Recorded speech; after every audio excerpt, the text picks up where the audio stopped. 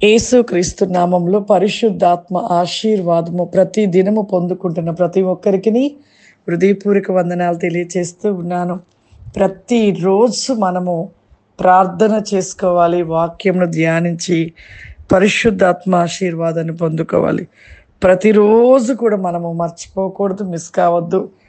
ఈరోజు పరిశుద్ధాత్మ దేవుడు మనకిస్తూ ఉన్న వాగ్దానము దావీదు రాసిన కీర్తనలు 118 అధ్యాయము 26 వచనము. యెహోవా పేరిట వచ్చువాడు ఆశీర్వాదం నందునుగాక. యెహోవా మందిరములో నుండి మిమ్మల్ని దీవించుచున్నాము. ఎంత గొప్ప మాట! ఎన్నో మార్లు చెప్తూనే ఉన్నాం. ప్రతి వారములో ఎంతోమంది దైవ సేవకుల నుండి వస్తున్న వాక్కు మాట, దేవుని మందిరానికి మనము ఖచ్చితంగా విశ్రాంతి దినం రోజు వెళ్ళాలి. దేవుని మందిరానికి వెళ్ళకుండా ఆశీర్వాదాలు మనకు రావు.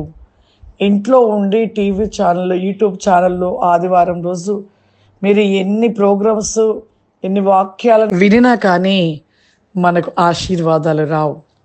వినాలి, కానీ మనము ఆదివారం తప్ప, నీవు వచ్చాకైనా నువ్వు యూట్యూబ్ ఛానల్లో దేవుని వాక్యాన్ని విను, అంతేకాని నీవు విశ్రాంతి దినము రోజు దేవుని మందిరానికి ఎన్ని పనులున్నా ఏమున్నా అన్నీ వదులుకొని దేవుని మందిరానికి వెళ్ళాలి. అలా దేవుని మందిరానికి వెళ్ళని క్రైస్తవులు కాదు. దేవుని మందిరం ఖచ్చితంగా వెళ్ళాలి. నువ్వు రక్షణ తీసుకున్నావు, క్రీస్తుని అంగీకరించాక దేవుని మందిరానికి వెళ్ళకపోతే నువ్వు దేవుని బిడ్డవి ఎట్లా అవుతావు?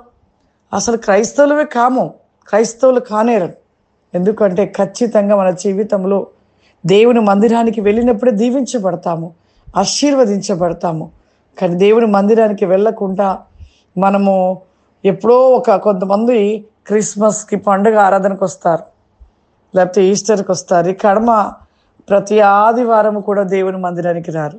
వాళ్ళు దేవుని బిడ్డలు కానేరరు. క్రైస్తవులుగా ఉంటున్నారనే కానీ నిలువెచ్చిన స్థితిని కలిగి దేవుని బిడ్డలుగా కానేరరు. అది జ్ఞాపకం చేసుకుని ప్రియులారా, దయచేసి ప్రతి ఒక్కరు కూడా ఎన్ని పనులున్నా, ఎంత దూరం మందిరం, మీకు చాలా దూరం ఉన్నా పర్వాలేదు, మీరు ఎక్కడైతే నాటబడ్డారో ఆ మందిరానికి మీరు ఖచ్చితంగా ఎంతో దూరమైనా కానీ మీరు ఆదివారము వెళ్ళాలి. ఆదివారం అంతా దేవుని సన్నిధిలో గడిపి తిరిగి మనం ఆశీర్వాదాలు పొందుకొని రావాలి. ఆ విధంగా ఉన్నప్పుడు మన జీవితంలో ఎన్నో ఆశీర్వాదాలు పొందుకుంటాం. ఎన్నో అపాయాల నుండి దేవుడు తప్పిస్తాడు. ఎన్నో విషయాలలో దేవుడు కార్యాలు జరిగిస్తూ ఉంటాడు. దేవుని మందిరానికి వెళ్ళకుండా ఆశీర్వాదాలు కావాలంటే అవి ఏటి నుండిగా కూడా మనకు ఆశీర్వాదాలు రావు.